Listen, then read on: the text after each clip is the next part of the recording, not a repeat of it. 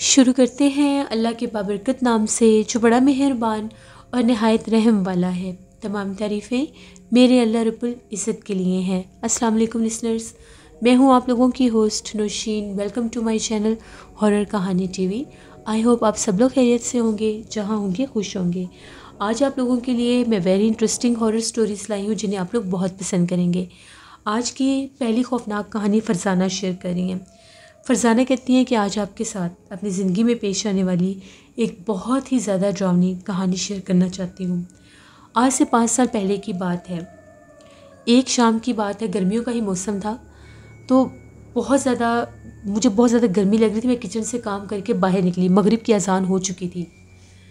अभी जो हम लोगों के सब घर वाले थे, जैसे अम्मी वगैरह टीवी देख रहे थे, मेरे जो बाकी बहन भाई हैं सब अपने अपने कामों में लगे हुए थे। मैं किचन से निकली, मुझे बहुत गर्मी लग रही थी। मैंने ठंडा पानी लिया और मैं अपने छत के ऊपर चली गई। छत के ऊपर जब मैं गई, हम लोगों का जो तीसरी मंजिल वाला छत था काफ़ी ज़्यादा ऊंचा था। वहाँ पर जाकर मैंने चारपाई बिछाई। कभी कभी हम लोग ऊपर भी सो जाया करते थे। छत बहुत हाइट पर था। सेकंड फ्लोर पर भी एक हम लोगों का कमरा था और एक छोटा सा छत था। उसके ऊपर वो तीसरी मंजिल थी। मैं तीसरी मंजिल पर गई, वहाँ पर मैंने चारपाई बिछाई और मैं बैठकर पानी पीने लग गई। थोड़ी देर के बाद मुझे ऐसा महसूस हुआ कि जिस तरह से मेरी बैक साइड पर मेरी चारपाई पर आकर कोई बैठा है।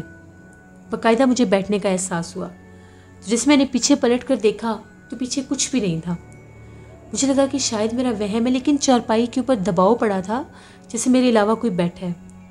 मैंने ध्यान नहीं दिया। मैं फिर ऐसे जैसे मौसम अच्छा था बैठी हुई थी, तभी एकदम से मुझे ऐसा महसूस हुआ कि जिस तरह से मेरा दुपट्टा कोई खींच रहा है। पीछे पलट कर देखा, पीछे कोई भी नहीं, वही खाली चारपाई, खाली छत। मैं थोड़ी सी डर गई। मैं उठी और मैंने चारपाई दीवार के साथ खड़ी कर दी। ग्लास उठाया और सीढ़ियों से नीचे जाने लगी। जैसे सीढ़ियों से नीचे जाने लगी तो क्या देखती हूँ कि हम लोगों की सीढ़ियों के दरमियान में एक छोटे से कद की औरत खड़ी हुई थी। इतना उस औरत का खौफनाक चेहरा था, काफ़ी बड़ा उसका मुंह था, इतनी बड़ी बड़ी आंखें थीं, और जैसे ये होंठों वाली जगह और ये दहाना जो है ये बहुत ज़्यादा बड़ा था, फैला हुआ था कानों तक। बहुत खौफनाक थी। एकदम वो मुझे देखकर हंस रही थी। उसको जैसे मैं देखा, मेरी चीख निकली और मैं बहुत ज़ोर से पीछे हटी और मैं गिर गई। जैसे मैं पीछे गिरी तो मुझे बाकायदा ऐसा लगा कि मेरा सर किसी चीज़ के साथ टकरा है, जबकि छत पर कुछ भी नहीं था, ना कोई ईंट थी ना ही पीछे दीवार थी। जैसे मैं ज़ोर से गिरी और मेरी चीख की आवाज़ आई तो मेरी अम्मी नीचे सहन में थी। फ़ौरन से मुझे आवाज़ें देने लगी कि फरजाना तुम्हें क्या हुआ है। इतने में जो मेरी बहन थी वो भागती भागती ऊपर आई। तो मैं ज़मीन पर गिरी हुई थी। उसने मुझे उठाया और पूछा कि क्या हुआ है। मैं इस हद तक हैरत और खौफ में मुब्तला थी कि अपनी बहन को देखकर चीखें मारने लगी कि पीछे हटो, तुम कौन हो, पीछे हट जो मेरे से। उसने मुझे कहा कि क्या हो गया तुम्हें। मैं हूँ, क्योंकि गर्मियों में मगरिब के वक्त भी रोशनी होती है। उसने मुझे उठाया, कहा कि चलो नीचे, क्या हुआ है तुम्हें। मैं नीचे आई, बार बार पीछे सीढ़ियों से पलट पलट कर देख रही थी, कुछ भी नहीं था। नीचे आई, मैंने अम्मी को आके सारी बात बताई। मुझे ऐसा लग रहा था मुझे इतनी सख्त चोटें लगी हैं कि मेरे जिस्म का कोई एक ऐसी जगह नहीं थी जहाँ पर मुझे दर्द का एहसास नहीं था। शायद मैं गिरी बहुत ज़ोर से थी। अम्मी को मैंने सारी बात बताई कि ऐसे ऐसे मुझे महसूस हुआ है कि छत के ऊपर जैसे मैंने किसी औरत को देखा है और वो बार बार जैसे कुछ चारपाई पर बैठता दुपट्टे को छेड़ता है। अम्मी ने कहा कि मगरिब के वक्त नहीं छत पर जाना चाहिए, जिन्नात होते हैं, आज़ाद होते हैं, तो ये अक्सर नुकसान पहुंचा देते हैं, तुमने बहुत गलती की, तुम ऊपर गई। खैर अम्मी ने मुझे कहा कि इंशाल्लाह कुछ नहीं होता। मैं बहुत डरी हुई थी। मेरी बहन भाई मेरे से बार बार पूछ रहे थे, मैंने उन्हें सारी बात बताई। मुझे अभी भी खौफ आ रहा था। अब्बू ने कहा कि बस ज़्यादा इस टॉपिक पर बातें ना करो। रात के वक्त हम लोग अपने बरामदे में सो रहे थे, क्योंकि दोनों साइडों पर पंखे लगाए होते थे। और उसके बाद हम लोग सोए हुए, एकदम से मुझे ऐसा महसूस हुआ कि जिस तरह से फिर से मेरी चारपाई पर कोई आकर बैठा है। वही वेट जो मुझे छत पर महसूस हुआ, मेरी एकदम से आँख खुल गई। उस वक्त मेरी चारपाई पर बैठा हुआ कोई नहीं था, लेकिन हम लोगों की सीढ़ियों में वही मखलूक मुझे दोबारा खड़ी नजर आई। मैं फिर चीखें मारने लगी। अम्मी जागी। अम्मी को मैंने बताया कि अभी फिर मुझे वही चीज़ नज़र आई है सामने सीढ़ियों में। अम्मी बहुत डर गई। अम्मी ने फ़ौरन आयत कुर्सी पढ़कर पूरे घर पर हिसार किया, मेरे ऊपर भी दम किया। फिर मैं अम्मी के पास ही उस रात सोई। अम्मी के पास जब मैं सोई तो फिर मुझे डर नहीं लगा। कहीं आधी रात को जाकर मेरी आंख लगी। उस वक्त मुझे खौफ महसूस हो रहा था। सुबह फिर मेरी अम्मी और अब्बू मुझे लेकर एक बुज़ुर्ग के पास गए। जब उन्होंने पढ़ाई की तो उनका ये कहना था कि ये जब छत के ऊपर बैठी हुई थी तो वहाँ से जैसे मगरिब के वक्त जिन्नात उतरते हैं, अल्लाह के हुक्म से आसमान से उतरते हैं और फजर तक आज़ाद होते हैं। उस दौरान कुछ ऐसे भी शयातीन जिन्नात होते हैं जो इंसानों को तंग करते हैं। वो एक जिन्नी थी जो मुझे बार बार तंग कर रही थी, औरत के रूप में मेरे सामने आ रही थी, मुझे छेड़ रही थी, मेरे ऊपर दरअसल वो मेरे ऊपर बसेरा करना चाहती थी। फिर उन्होंने मुझे हिफाजत के लिए गले में पहनने के लिए एक तावीज़ दिया कुरान पाक से लिख कर, और फिर उन्होंने मुझे ये कहा कि तुम कुरान पाक पढ़ो, नमाज़ पढ़ो, इंशाल्लाह तुम्हारे करीब नहीं आएगी। फिर मैंने ऐसे ही किया। मगरिब के बाद मैं छत पर नहीं जाती थी, लेकिन वो शाम मैं कभी भी नहीं भूल सकती जो मेरी ज़िंदगी में आई। ये मेरी एक कहानी थी जो मैंने आपके साथ शेयर की। बहुत शुक्रिया फरजाना आपका। बढ़ते हैं एक और ख़ौफनाक कहानी की तरफ। ये ख़ौफनाक कहानी वकास अहमद शेयर कर रहे हैं मैनचेस्टर से। वकास कहते हैं कि आज आपके साथ मैं सुखी नामी एक औरत की कहानी शेयर करना चाहता हूँ जो यूके बर्मिंघम में थी। बेसिकली वो इंडियन थी, लेकिन वो जैसे वो यूके आई तो वो ये कहती है कि वहाँ पर काफ़ी अर्सा मैंने बहुत सी जगह पर मैंने काम किया। दरअसल मेरा काम ऐसा था कि मैं एज़ अ हाउस मेड काम किया करती थी और मेरी साफ़ सफाई सबको बहुत ज़्यादा अच्छी लगती थी। एक दफ़ा ऐसा हुआ कि मुझे पता चला कि कोई आबादी से दूर कुछ 2 पुराने मंदिर हैं, वहाँ पर उन लोगों को क्लीनिंग स्टाफ की ज़रूरत है। तो जब मुझे पता चला मैंने इसके अकॉर्डिंगली सारी डिटेल्स दी, इनसे रब्ता किया, उन लोगों ने मुझे बुला लिया। वहाँ पर मेरी 3 दिन की ट्रेनिंग थी। 3 दिन की ट्रेनिंग के बाद मुझे उन्होंने वहाँ की क्लीनिंग स्टाफ में रख लिया। वहाँ पर मैं काम करती थी, शाम के वक्त मेरा वहाँ पर होता था विज़िट, मैं सारा काम शाम करती थी। बड़े अच्छे ये सारा मेरा काम चल रहा था। वहाँ पर मेरे साथ एक बूढ़ी खातून भी होती थी, उनका नाम संगीता था, तो वो भी वहाँ पर काम किया करती थी। एक शाम की बात है, सभी जा चुके थे, सिर्फ मैं और वो बूढ़ी जो संगीता थी वो वहाँ पर काम कर रहे थे। इस दौरान उन्होंने मुझे ये कहा कि मेरी तबीयत ठीक नहीं है, मैं जा रही हूँ, तो बाकी का काम तुम देख लेना।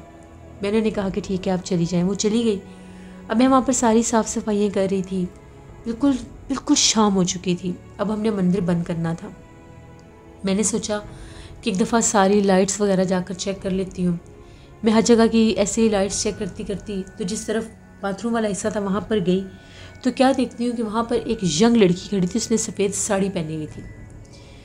वहाँ पर उसको जब मैंने खड़े देखा, मुझे बड़ा तज्जुब हुआ कि ये कौन है। मैंने उससे पूछा कि तुम कौन और यहाँ पर क्या कर रही हो। एक दफ़ा उसने मेरी बात का जवाब नहीं दिया, दूसरी दफ़ा जवाब नहीं दिया।